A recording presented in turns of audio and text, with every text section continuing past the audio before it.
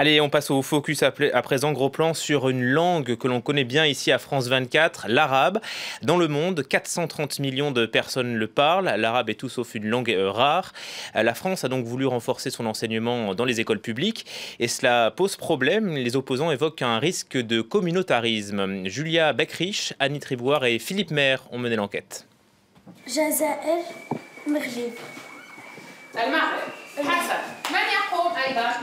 À l'école primaire, au collège ou à Polytechnique, plus de 55 000 élèves apprennent la langue arabe. La plupart sont issus de l'immigration. Un enseignement qui a récemment fait polémique avec une question: peut-il, dans certains cas, être facteur de communautarisme?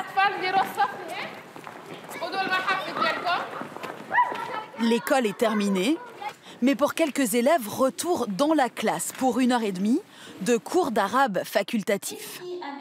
Un dispositif particulier, les ELCO, conçus en 1977 pour permettre aux enfants d'immigrés de garder un lien avec le pays d'origine.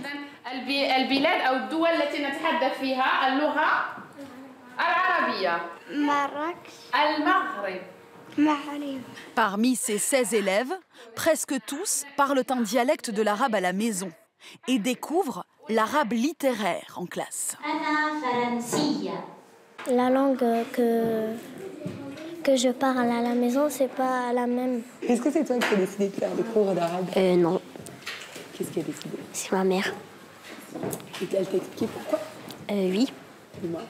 C'est parce qu'elle veut en fait que j'apprenne l'arabe. Quand quelqu'un me parle, ben, je sais parler avec lui. 40 ans après leur création, ces cours ont-ils toujours leur place à l'école? Avec des enseignants recrutés et payés par le pays d'origine, comme Siam Darmouni formé au Maroc, comment s'assurer que les cours respectent les principes de l'école républicaine? Sans me donner des consignes, je sais bien que l'école française est laïque. Et avant de venir ici aussi, j'ai eu des formations dans mon pays, le Maroc. Alors, je sais bien que je ne fais pas la religion. Et même au Maroc, on ne fait pas ça. Et même ma formation, ce n'est pas formation religieuse. Mais ces cours font grincer des dents plusieurs élus. La polémique s'est même invitée jusqu'à l'Assemblée nationale. Les enseignements de langue et culture d'origine, les ELCO, ont progressivement dérivé. Ils sont aujourd'hui un outil de repli identitaire et parfois même, comme le dit le Haut Conseil de l'intégration, de véritables catéchismes islamiques. Ne croyez-vous pas que l'introduction des langues communautaires dans les programmes scolaires encouragera le communautarisme qui mine la cohésion nationale? Ce jour-là, la ministre de l'Éducation rappellera qu'elle a déjà renforcé les contrôles de ces cours. Cette année, cette inspectrice n'a révoqué aucun enseignant, mais elle se dit particulièrement vigilante. Est-ce que vous avez déjà eu à retirer un agrément? Alors, oui, bien sûr. Des choses qui alertent, eh bien, ce sont des parents d'élèves qui reviennent vers vous en disant que l'enseignant parle de religion à l'école. Des choses qui alertent, ce sont des refus de serrer la main d'un enseignant à une femme. Les parents de cette école, eux, ne sont pas inquiets. Quand les gens disent, voilà, on les enferme dans leur culture... Mais non, quand même. Pour moi, non. Comme je suis... Il y a un mélange entre... Comme je suis mariée avec un Français et moi je suis d'origine, il n'y a pas de gêne, il n'y a rien. Il n'y a pas de problème chez moi. J'ai des amis, pourquoi on apprend l'arabe? C'est pas mieux une autre langue et tout. Moi, je suis né en Tunisie. Quand je suis né en Tunisie, j'ai commencé à apprendre le français. Après, j'ai appris l'allemand.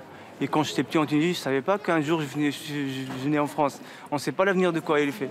Il peut aller ailleurs, il peut aller, je sais pas moi, à Dubaï, travailler à Dubaï, ça l'aide toujours. Au niveau du collège, Tout le monde est là? 4700 élèves choisissent l'arabe pour deuxième langue vivante. Ici, elle est proposée à tous. Et dans cet établissement, la règle est claire. L'arabe se parle uniquement dans la salle de classe. Jamais vous parlez en arabe dans la cour de récré? Normalement, il n'y a pas le droit, je crois. On doit parler français et c'est juste dans cette salle qu'on peut parler, enfin avec Madame Lala, qu'on peut parler arabe. C'est une règle que tu comprends, toi? Bah oui, parce que t'aimerais pas qu'un jour t'es dans un endroit, les gens ils sont en train de t'insulter dans une autre langue, alors que tu sais même pas ce qu'ils disent. L'enseignante est convaincue qu'apprendre cette langue, souvent parlée à la maison, n'enferme pas ses élèves. Au contraire, c'est les ouvrir au monde. Parler une langue qui nous rapproche de nos origines, ça ne peut être qu'enrichissant, enfin. Et ça risque pas de les maintenir dans une culture qui est celle de la maison? Mais moi, je ne fais pas la culture de la maison. Hein. Je les ouvre vers une culture, vers la littérature, vers la poésie, vers certainement des choses que peut-être chez eux, on ne leur apporterait pas. Pour la ministre de l'Éducation nationale, l'arabe a sa place à l'école, celle d'une langue vivante ordinaire, accessible à tous. Une langue du monde méditerranéen, j'allais dire de manière générale, hein, l'arabe, mais aussi l'italien, l'espagnol, etc. C'est aussi des opportunités économiques derrière. C'est la possibilité d'avoir des échanges avec ces pays, c'est la possibilité d'accroître ses parts de marché quand on est un employeur, une entreprise. Dans les grandes écoles, comme ici à Polytechnique, on a compris l'intérêt d'étudier l'arabe depuis des décennies.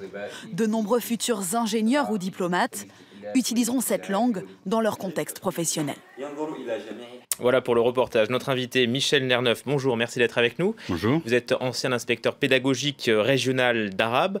L'apprentissage de l'arabe dans l'école publique en France, ça existe depuis des années. Pourquoi cette poussée de fièvre aujourd'hui ? Alors, je crois que les poussées de fièvre viennent des questions posées par des parlementaires de façon assez chronique et régulière et qui donnent à chaque fois l'occasion de s'expliquer là-dessus. Avec un mélange qui est fait souvent entre, d'un côté, ce qui se passe en élémentaire, dans l'école élémentaire, c'est-à-dire l'enseignement des langues et cultures d'origine, ELCO, qui est réalisé par des instituteurs, des professionnels, marocains, algériens ou tunisiens, payés par les gouvernements, mais sous notre contrôle pédagogique, avec des programmes qui sont les mêmes que ceux que nous avons en France. Et donc, ça, c'est une chose. Et l'autre, c'est tout ce qu'il y a dans le secondaire, donc en première langue, deuxième langue, troisième langue, où l'arabe se situe dans le marché global des langues, puisqu'on a un tout anglais en France, grosso modo, en LV1, un presque tout entier LV2 espagnol. Après, il y a un peu d'italien qui vient, et l'allemand, parce que l'allemand a été fortifié par des accords franco-allemands. Et puis après, les autres langues se partagent le reste. Mais l'arabe a sa place, comme le russe, comme le chinois, comme d'autres langues du monde, qui sont des langues de l'ONU, et langues... évidemment, le contexte géopolitique actuel n'est pas un facteur très motivant pour l'enseignement de l'arabe. Mais malgré cela, là où l'arabe est enseigné par des professeurs de chez nous, par des professeurs d'éducation nationale, dans les écoles, enfin dans les collèges plutôt et les lycées, ça fonctionne de façon très intéressante. Donc il y a un mélange des genres entre l'arabe et la religion ? Il n'y a pas de mélange, les programmes sont des programmes laïques. Non mais sur ce que disent les opposants ? Oui, ce qu'ils disent.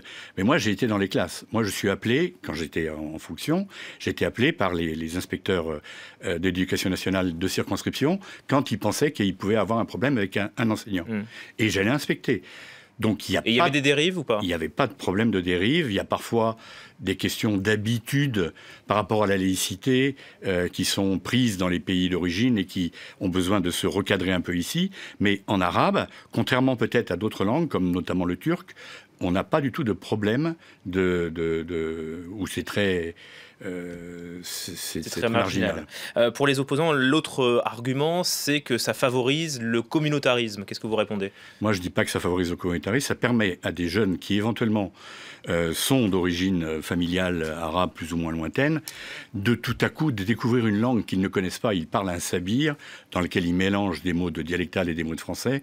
Et là, ils ont la possibilité de s'ouvrir à ce que la culture, la littérature, la poésie, la chanson arabe... Et c'est vraiment un autre monde. Et dans l'enseignement supérieur, l'apprentissage de l'arabe, lui, n'est pas stigmatisé comme il l'est il ne l'est pas du tout. D'ailleurs, ou, toutes les grandes écoles ont de l'enseignement de l'arabe. Et les arabisants qui présentent l'arabe au concours savent bien que c'est un des éléments qui va leur permettre éventuellement d'avoir les points supplémentaires pour pouvoir réussir les concours. Voilà, l'apprentissage donc de l'arabe dans les écoles françaises. Merci beaucoup. Merci. Michel Nerneuf d'avoir été notre invité, ancien inspecteur pédagogique régional d'arabe. On retour de l'info dans 3 minutes.